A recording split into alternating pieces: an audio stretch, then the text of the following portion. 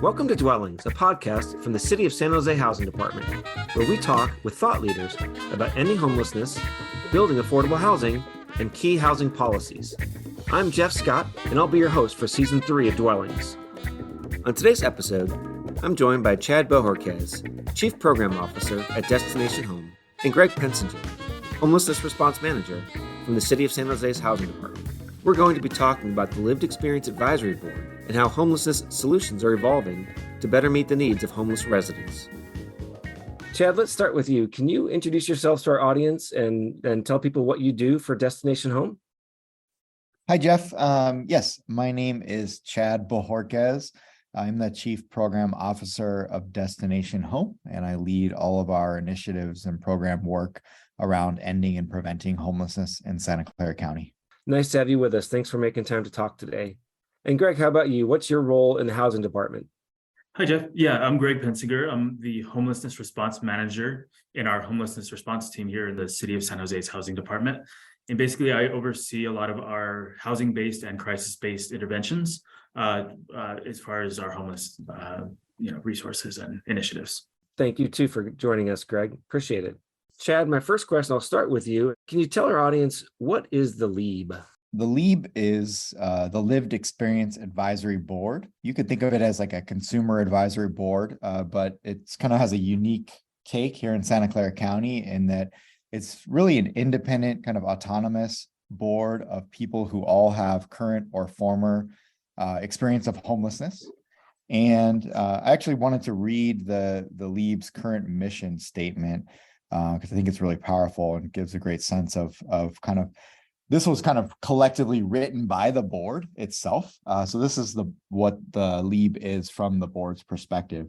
LEAB's mission: the board is a leadership development community created and operated by individuals with current or past lived experience of homelessness. Members make recommendations for improvement and assist with implementation of programs and services. LEAB is a platform to evaluate and shift power from traditional systems of care to those with lived experience. Oh, thanks for that, Chad. Yeah, you're right. That is very powerful, and I think does a great job of encapsulating exactly why the LEAB was put together. So thanks for sharing that. How was the LEAB actually established? What entity convened it, brought the people together, selected the original members of the LEAB? And also, how long has the LEAB been in existence for? Basically, back in late 2017, I was a relatively new employee of Destination Home. And some people with lived homeless experience that had recently been housed in San Jose, especially several members, individuals who had stayed in contact with myself and our executive director, Jen Loving, were kind of housed as part of the effort from the jungle encampment. We're kind of in our ear and saying, hey, our community needs a consumer advisory board. We need a board of some kind of people who have access services, who are able to kind of communicate and inform for improvements and change around the system. And really, I think the opportunity from our perspective at Destination Home was that I had lived experience of homelessness. It wasn't why I was working at Destination Home, but it was just kind of an opportunity, I think, for us to be authentic about building that board from scratch. So really what we did is we began having a series of lunches, like 2 or 3, sit around a table and start talking about what we would want to do. I don't think any of us really knew exactly what it meant to create a peer lived experience board. I know I didn't, and I was kind of learning about other efforts across the country. We worked early on with Home Base, which provides kind of technical assistance and compliance support to our entire system of care here in Santa Clara County and in other communities in the Bay Area. So they were able to really kind of tell us about what was going on in some other communities across the country, like what these boards look like, what they could do. And eventually, pretty rapidly, we kind of formed a little more officially and created bylaws to kind of govern what the LEAB would look like. Most essentially, I think some of the decisions that were made really early on that have carried us forward and kind of are the spirit of the board is that official members that vote on decisions and kind of help evolve the board all have to be current or formerly homeless. We do have people on the board, non-voting members from the COC. So we always have had somebody from the continuum of care. So that's like somebody who works at the County of Santa Clara Office of Supportive Housing. That's been a really great kind of conduit so that we can have direct access to the system both ways. And then we've always had home base in the room to help kind of support some of the infrastructure, taking minutes, agendas, making sure that new members have the Zoom link, right? Once COVID hit, things like that. But for the most part, the meetings have been really driven by people with lived experience of homelessness. Destination Home has supported financially and kind of with space, meeting space, ordering dinners in the early days before the Lived Experience Advisory Board had their own kind of programmatic budget. And so we've always supported financially and in faith and kind of in partnership in our community around our common mission to end homelessness in Santa Clara County. But we really have always maintained that the LEAB is an independent body, autonomous. We don't get in the way or influence the decision making. Where we agree, we come together and we fight together. Where we disagree or where it's not as relevant to the work of Destination Home, we just don't get in the way. But we're not going to say, oh, you can't do that, right? Even though we're funding, so it's really independent in that way. And then since then, and I'll pass it over to Greg. We've had this really great opportunity to get buy-in and support from the county and from the city of San Jose. So I think our system partners are really starting to not only appreciate the value of LEAB, but invest actual money and kind of sweat equity as well. Great, thanks for that, Chad. And I don't know, Greg, if you had wanted to jump in with a comment there before we move on. I'll just say that Chad and I have known each other for a long time. We've worked together in a different organization together, and it's always been something that Chad talked about as a passion project. And so when I had learned about kind of the progress developing the LEAB, I was very excited to see that Chad had been able to kind of make that vision come into fruition. Chad, you mentioned the COC, the Continuum of Care. Can you explain for people what the Continuum of Care is? Absolutely, yes. The Continuum of Care, we have acronyms for everything, so we call it the COC. Is mostly based on federal funding jurisdictions. So HUD, the Housing and Urban Development Department of the federal government, has jurisdictions across the country that kind of they're geographical jurisdictions to where, okay, we're going to give this certain amount of federal funding to this geographic area. For us, it's essentially Santa Clara County. And the County of Santa Clara itself is what they call the collaborative applicant. So think of that as the main point of contact that communicates with HUD and applies collectively for our community for funding that is now approximately $35 million and growing every year. So this pays for, critical shelter, permanent housing, rapid rehousing, really essential housing services in Santa Clara County. And part of the requirement of being that kind of collaborative applicant and having a continuum of care is that you have a really robust stakeholder involvement from all of the different organizations that are serving to support the homeless services system of care. So think of all the nonprofits and all the government entities and all the advocates and all the people with lived experience that kind of come together collectively to address this, really large social issue that we have, especially here in Santa Clara County. And so it's kind of a governance structure around these dollars, but we also use it in Santa Clara County, I think even more than that, just as a way to bring us all together around this common issue.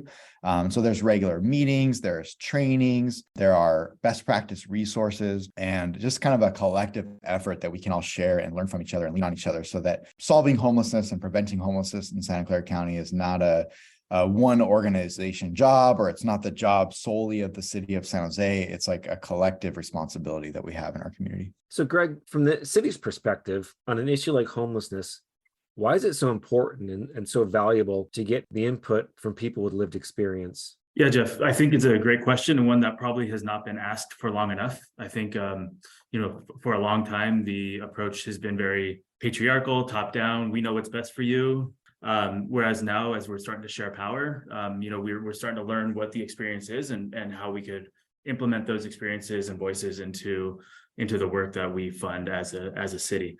And I think it's important because, it makes sure that there's the empathy and the knowledge and the experience and the struggle that folks with lived experience have had as they try to navigate a very complicated system. They can say, hey, no, that's not going to work, or hey, no, we should do it this way, because when I was trying to navigate this system, I ran into this barrier. And so really being able to incorporate that voice, to learn from that experience and that expertise is very, very important. And I think, we as a city have fully committed to making sure that we are, utilizing those voices to the full extent.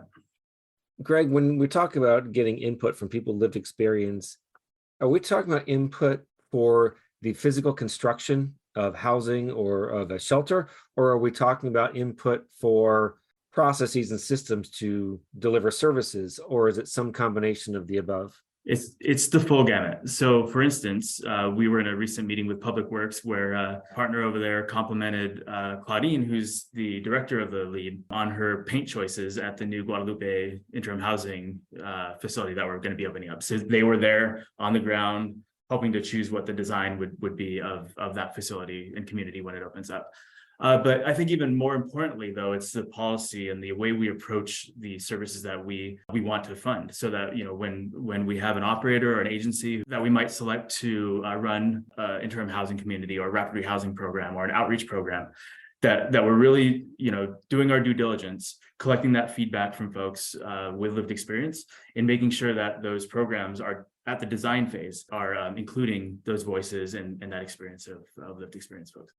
Can you give us some examples? You mentioned kind of the paint color at an interim housing site that's currently under construction, but can you give us a few other examples, kind of tangible examples of how the city and even the county are working with the LEAB? One of the big projects that we're working on is looking at all of our interim housing sites. And as some of our audience may know, we operate currently 5 interim housing sites here in the city of San Jose, which are temporary housing opportunities that are meant to be dignified and meant to be a step forward to get people off the streets. We build in services so that there's successful exits out of those programs. With the current one that we're about to open up on the Guadalupe, we're really digging in with LEAB, going over the policies and procedures that the operator is suggesting, making sure that they make sense, and this goes from everything from the infrastructure of the internet connectivity to the way communication is handled, to the way grievances are handled and accommodation requests are handled. So really digging into the policies and procedures on a very finite level to make sure that it makes sense, and that so if there's something that is predictably going to go wrong from the perspective of the LEAB members, that we can initiate that change and be proactive about implementing a better policy or a better process for those policies and procedures. The other thing that's actually happening right now, as a big abatement of Columbus Park is taking place, we have some folks who are a little bit hesitant to utilize some of the resources that we're offering at those interim housing sites. So they might have a spot over there, but they're not yet ready to move in. So they're also staying at the encampment.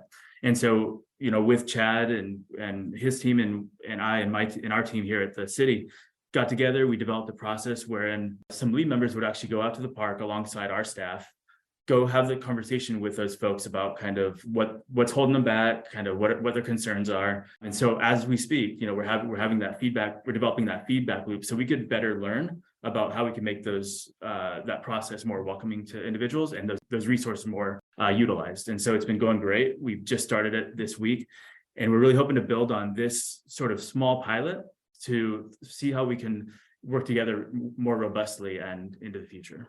And Chad, Greg was just telling us about some examples of how the city is working with the LEAB. Are you seeing similar interactions with the LEAB from smaller cities throughout the county and also from the county itself? We have seen just like a profound growth in the number of opportunities for people with lived experience to engage and share in decision-making power with kind of more traditional system players like the city of San Jose or the county of Santa Clara or the housing authority, as well as some of like our large nonprofit providers that have been providing, shelter and housing services for quite some time. A couple of years ago, one of our really kind of groundbreaking and exciting projects at the time for the Lived Experience Advisory Board was one of the largest shelter and housing providers in San Jose approached the board really early on. So this was kind of like the first project of this kind, and said, hey, we are having some trouble with our shelter intake process. We're getting some feedback from people that it's not that great.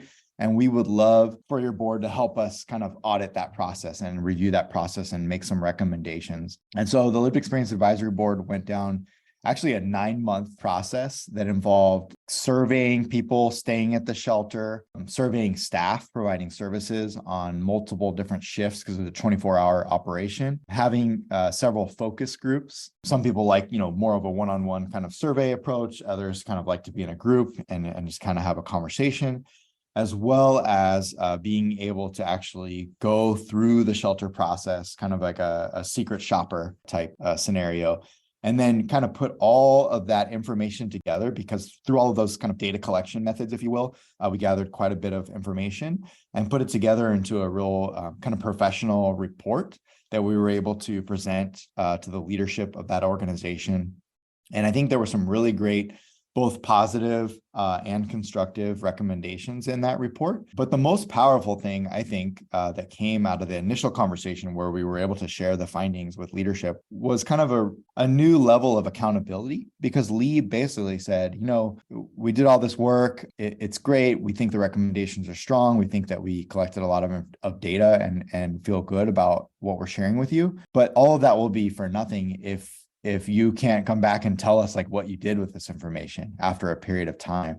And so there was an agreement that actually this nonprofit fulfilled to come back a year later and basically say, what have we done with these recommendations and what are the changes? And that's what's really powerful. I think is like, it's beyond just kind of one-way advisement or feedback, right? Like, oh, it'd be great if, a suggestion box type thing.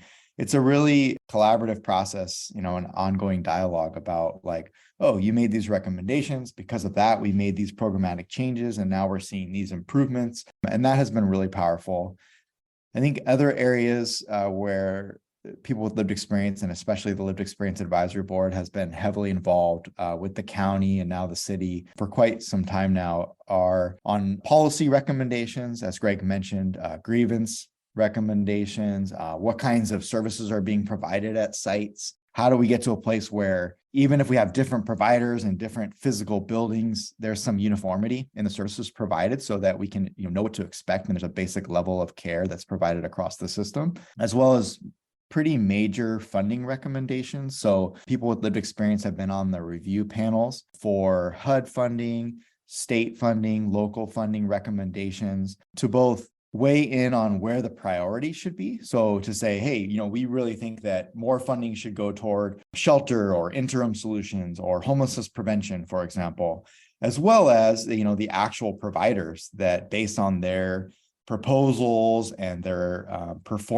past performance, that people with lived experience feel like are the best equipped to provide services. So there's like a higher level of accountability now that's based on people who are actually going through these programs and can say, sounds good on paper, but we really need to see these improvements for that provider to be effective in our community. And I think now we're getting to a place where we're really seeing kind of the Lived Experience Advisory Board being a platform to launch people who are on that board into other decision-making bodies. So for example, Destination Home now has 3 of our board member seats set aside for people with lived experience of homelessness. We have people on the executive board of the COC, of the Continuum of Care that I spoke about earlier, which is a relatively small number of people. So a lot of influence over the activities and kind of focus of the COC set aside for one.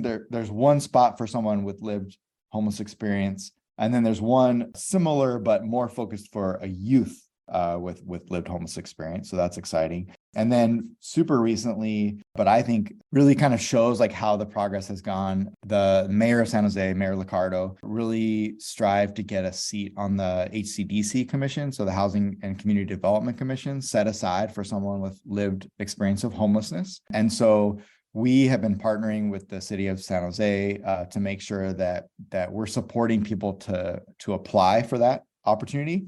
And the mayor will be making a decision, before he departs, to be able to place someone in there for the next, I believe it's 3 more years.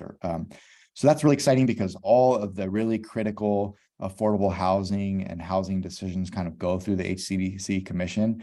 And so for the first time, there'll be somebody on that commission who has lived homeless experience, and they'll be not only like, will they be a peer with all of the other members, but the city has committed to providing additional supports, not just to this seat, but all of the seats now, if needed, to make sure that people can show up in a powerful way, meaning they have access to technology and reliable Wi-Fi now that meetings are online, and that they have ability to print all the material so that they can review, these like 35-page pro formas about these developments and be able to weigh in with authority and power, rather than being kind of that marginalized person who you see on your Zoom screen hanging out in their car, and it's clear that they don't have all of the same level of support that we all have when this is our day job, so to speak. So a lot of exciting progress and projects that we're seeing across the board. Just kind of capitalize on what Chad was saying in terms of, really involving those folks, but also recognizing their time is valuable and that it should be acknowledged and in some way compensated. And so the city, as of a couple of weeks ago, actually formalized a formal partnership with the LEAB, in which will allow Destination Home to give their LEAB members a stipend for the time that we asked them to spend with us on this consulting and stuff like that. And that's something that they could put on their resumes. It's something that they could be proud of and brag about in interviews and things like that. And so it's really contributing to the solution in that way as well. And we want to recognize that their time is valuable as well. Is what's happening here in San Jose and Santa Clara County with respect to the LEAB part of a growing trend, either regionally or nationally, to try to incorporate the voices of people with lived experience? Or is the Silicon Valley area kind of ahead of the curve compared to the rest of the country? Maybe we'll start with you, Chad. It's a little of both. I think that we are definitely in the early stages of a movement around centering and sharing power with people with lived experience, not just in the homeless services sector, but in really all sectors. I like to compare to any successful business who is frankly obsessed with their customer base and have, very robust, long-standing mechanisms in place to get feedback from their consumers, because they know that's how they're going to make more money. So I think that in parallel, when it comes to social issues, public, nonprofit, public-private partnership, trying to address, major issues like homelessness, we need to involve the people going through our system to make sure that all of our solutions are really the best they can be and the most relevant and informed by people's actual experiences. And as Greg mentioned early on, that is a relatively new phenomenon. Most of the service sector has been traditionally kind of top down. We know what's best. This is what makes sense as we're, sitting in our offices, designing programs on paper. And the reality is, if you look outside, we have nearly 10,000 homeless individuals in Santa Clara County. So clearly we have more work to do around our solutions. So I am really excited about this, very relatively new phenomenon of bringing people into that accountability structure, sharing power with people who have been in this system. Not to say that we're going to get out of the way and let the people who are accessing services recreate the whole system, but it's just about partnering and expanding the tent and having like a bigger table of ideas and opportunities to kind of tweak and redesign our programs and make sure that they're successful. Because at the end of the day, like, we really want to house everybody. We want to end homelessness. We want to prevent homelessness for people and avoid having, new families have to experience the trauma of homelessness. And we need all the help we can get in order to do that. And we need to have our solutions based on people who are going through them and have been through the programs and telling us, like, this worked, this didn't work. We need programs to have, less strict arbitrary timelines. A lot of traditional programs have time limits. It's a 90-day program, for example, which is mostly based on the nonprofit's desire to serve as many people as possible in a given amount of time, because they have a funder that says, for X number of dollars, I need you to serve this many people. But it's not based on how long does somebody need to be in this program to successfully leave into a permanent housing solution. And so that's really where this is coming from, as we're looking at, like, what are people's actual experiences? What do we need to actually solve homelessness? And without that, not only voice, but that space in the room where we have people who have been there and or are currently experiencing the situations that we're trying to solve for, we kind of lose touch with what's actually needed. And so it's extremely powerful, as Greg mentioned, having a peer component to our solutions.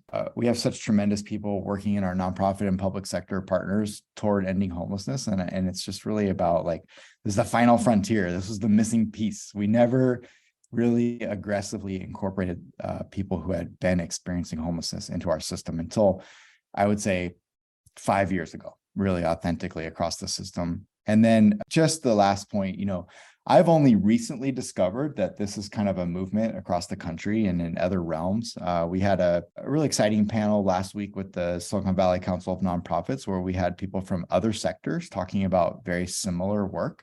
And again, it's just about like, who are you trying to serve? Who is your customer? And how can we center the work on those individuals? Greg, what's your experience been? Thanks, Chad. So I have worked in 3 counties, and it is beginning to make more sense everywhere that I've worked. As people think about the idea, like, oh, why didn't we think about that before? It makes so much sense. What Chad and his team is doing is pioneering this process in a lot of ways, as we're wont to do here in the Silicon Valley, and that the system that we have here is more advanced than any that I've seen in my career. And so I think definitely it's something that we will see grow, and as it should, and as we start to see the successes and the data coming out of how having a lived experience consultation process or feedback loop enhances our programs, we'll start to see it grow and become more and more of a best practice. But as it stands today, I think, as far as I've seen, we have one of the more advanced lived experience incorporations within. I appreciate that, Greg. And I also wanted to recall, as Greg mentioned, we were able to work together for quite some time in our previous roles, our previous employers. And I remember we were making attempts in this direction at that time. And really what it was about was just like, as you mentioned, Jeff, like treating people as like human beings and as equals, like just because I'm in a position where we provide funding or we provide services doesn't make me any different than the people that were helping it on a human level. So it's kind of about leveling that playing field a little bit. And we used to do a lot of just gathering it and equalizing of people, like throwing barbecues and having gatherings where it was just around like, let's bring people together and how can we all play a role here? And get away from the power dynamic that's imbalanced, I think was really the starting point of all this work. And when this idea about creating a lived experience advisory board first came around, I mean, I honestly, I did not know what it meant or how we would go about it. I was fearful that we would not be able to get enough people to show up. That was what I was mostly worried about, because people's lives are so complicated, especially when you're currently homeless or recently housed, that I was just imagining it would be difficult for people to commit. But we literally have never had that problem. We've always had really robust, regular attendance to all the lived experience advisory board meetings. And now we have 30 active members at this time, which is just incredible. It started out with 4 of us just sitting around a table and talking about it. It can be intimidating, but if you're thinking about doing this kind of work in your own organization or your own community or your own sector, I encourage people just to kind of get around a table and start talking and getting together as like a people, right? That's how you can build a community and a center of power, of organized power. I think it's the essence of this work, which is to share power with people who traditionally have been left out, who don't have any power, who have been marginalized by our systems of care. But sharing power can actually make us all more powerful in a way, if that makes sense. But we have been in some situations where we've run up against roadblocks and hurdles where this movement has bumped up against people's comfort levels, and people have felt like, oh, this means I'm going to have to give up some of my power. And so I just kind of bring that to service to say that it's not all rosy, and it's not, let's just get some of our clients to the table and we'll give them a stipend and we'll give them food and we'll talk to them and we'll get their input.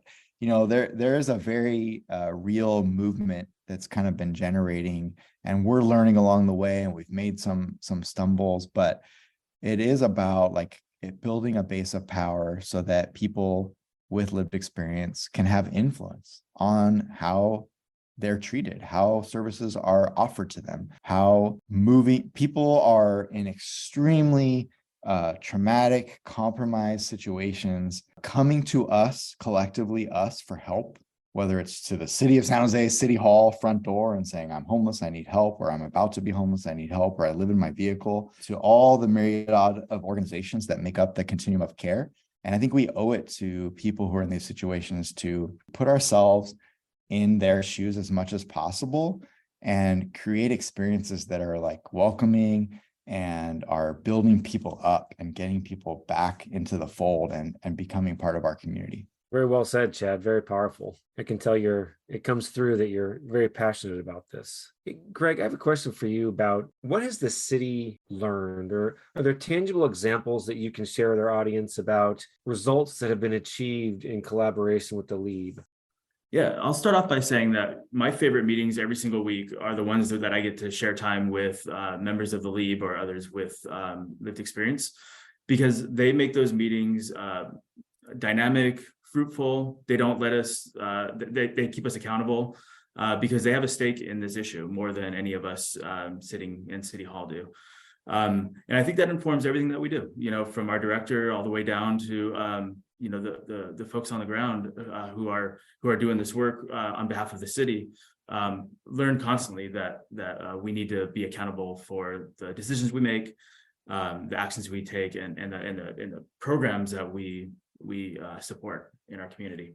In terms of tangible results, I mentioned earlier this outreach project that we kind of just conceptualized 2 weeks ago, and we're able to have boots on the ground 2 weeks later. And that's already starting to have to bear some fruit in motivating some people to take advantage of some of the resources that the city of San Jose is able to offer. Chad and I are talking about developing some employment programs with the input of LEAB, and which would hopefully benefit folks with lived experience to continue their path towards self-sufficiency. In negotiations with our partners, it helps us inform that process from the beginning so that we're not spinning our wheels or wasting time to where we're going to have to go back and revise something, or that we look back a year on and say, hey, we really should have taken that advice of the LEAB because they predicted that this would happen. So we're really being proactive about how we incorporate that feedback, and I think that's tangible and important. And I think it's a credit to our director that she has been committed to that partnership with the LEAB. Chad, maybe if you can kind of piggyback on what Greg just said, from the LEAB members' perspective, how does it feel to be part of the solution, to be part of the power structure, to go from living on the street with almost nothing to actually having people treat you with respect and seek out your opinion and your expertise? Yeah, it's incredibly powerful and vindicating and a little scary sometimes. It's powerful because if you have been kind of out of society and marginalized and just kind of not really integrated or contributing in like a traditional way to our community and our society, it can be very empowering and motivating to feel like you have a purpose. And I think that's one of the core components, right? It's just like, I went through this really tragic life experience, and I can kind of flip that around and turn it into a source of power, and I can actually help other people who are going through it. And it can actually propel you much quicker into like a solutions focused kind of, moving through the traumatic experience much faster than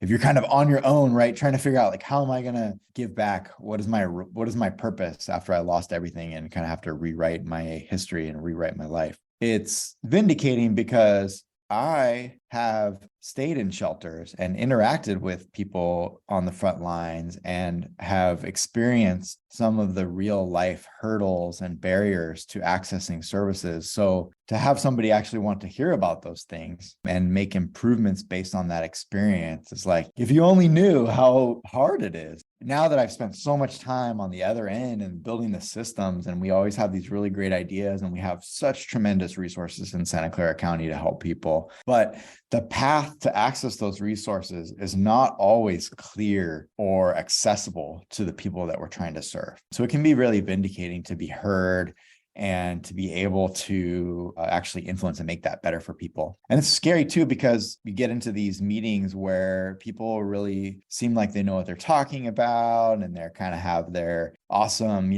Zoom backgrounds, and they're kind of just like, that's what they do all day long. And you kind of come into this new world and you kind of have like a little bit of like imposter syndrome or what have you, where you're like, do I belong here? Like, who am I? Like, what, those people don't care what I, have to say. And so that's a normal feeling, I think, for all human beings in a new environment or an environment where you're trying to influence. So I think that's something that we at Destination Home have really tried to focus on more recently, is making sure that however possible, and it looks different for each person, that we're equipping people to be successful and that we're not relying on the rest of the group or whatever the environment or the context is to do that for somebody, that we're making sure that someone has like a reliable internet connection or an office space or a laptop or knows how to use Zoom. We do like basic Zoom trainings as part of our lived experience advisory board, just to give folks a sense of the types of supports that we learned along the way that we need to provide. We have a training called COC 101. Continuum of Care 101, kind of like a much longer version of the answer that I gave earlier, right? Like, how does the system work? Because you have to be educated and knowledgeable about how these systems work in order to make them better. I think that's been a continuous request and call from people with lived experience that we are trying to answer. And I think we're in an exciting point where it's not just Destination Home or the nonprofit sector that is trying to support this effort. Like, we really have incredible support from the city of San Jose and the county of Santa Clara and some of the smaller cities and our nonprofit partners. And it's exciting to see the progress in our community. Chad, I would repeat everything you just said. And I would add, from a city perspective, it's our responsibility for all the reasons you mentioned, that these individuals are putting themselves out there and what could be an uncomfortable situation. And the city, we're not doing this because it's cute. We really, really want to get this feedback, and it's our responsibility. And I feel so much pressure when I'm on the phone with Mike or Lisa or any of the lead members, and they say, "Greg, can we do this?" And I say, "Yes, I better make sure I'm going to do that." And I feel just as much pressure to make good on those promises as I do from my bosses. It's a responsibility that we've taken on, and that we're committed to make sure that this partnership is being built. Before we wrap up, I'm just wondering if each of you can share any thoughts you might have about the future of power sharing with a lived experience advisory board. Where do you think we're going next?